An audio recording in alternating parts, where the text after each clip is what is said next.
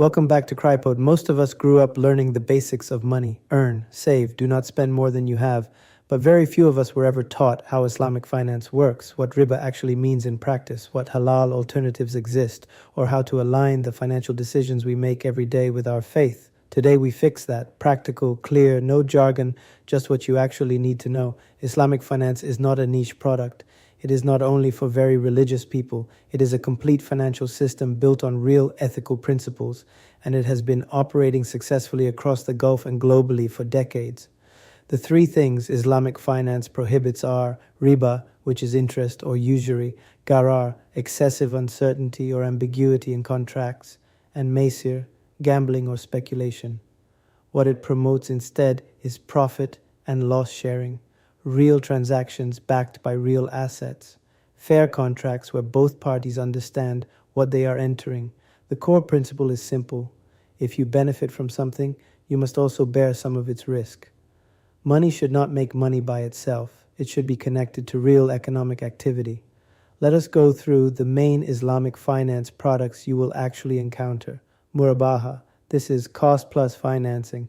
Instead of lending you money to buy a car, the bank buys the car and sells it to you at an agreed profit margin. You pay in installments. There is no interest. Instead, there is a declared profit margin on a real asset transaction. This is how most Islamic car and home financing works. Ijara. This is leasing. The bank buys the asset and leases it to you. You pay rent. Ownership may transfer at the end of the lease period. Similar to conventional leasing, but structured to avoid interest. Musharaka. This is a joint partnership. Both the bank and the client contribute capital and share profits and losses according to agreed ratios. This is closer to an equity arrangement than a loan. Sukuk. These are often called Islamic bonds, but they are not bonds in the conventional sense. They are asset-backed certificates that generate returns without interest. The return comes from the underlying asset's performance, not from lending money. We cover Sukuk in detail in a dedicated episode. In Oman, you can access Islamic products through Bank Nizwa and Ali's Islamic Bank. In the UAE, Abu Dhabi Islamic Bank is one of the largest Islamic banks in the world. Qatar Islamic Bank, Kuwait Finance House. The options across the GCC are real and accessible. One important caution: not everything labeled Islamic has been properly structured. Always check that the product has been approved by a reputable independent Shariah supervisory board. The label matters less than the substance of the contract. What if you currently have conventional interest-bearing loans? In Oman, it is possible to approach an Islamic bank about refinancing, converting your existing conventional loan into a Sharia-compliant product, subject to approval, subject to your financial situation, but worth one conversation. The key principle: the new Islamic contract must completely replace the old one.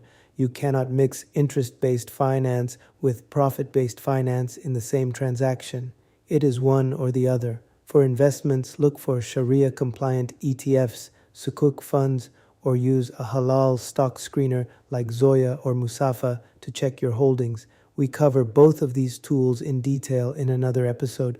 There is a verse that anchors all of this. O you who believe, fear Allah and give up what remains of riba if you are believers. This is not a soft suggestion. It is a direct instruction, and the financial system built to honor it is more developed and accessible than most people realize. The goal is not perfection overnight. It is direction, moving consistently, step by step, toward money that aligns with your values. This is Crypode. Full article and recommended reading at crypode.com.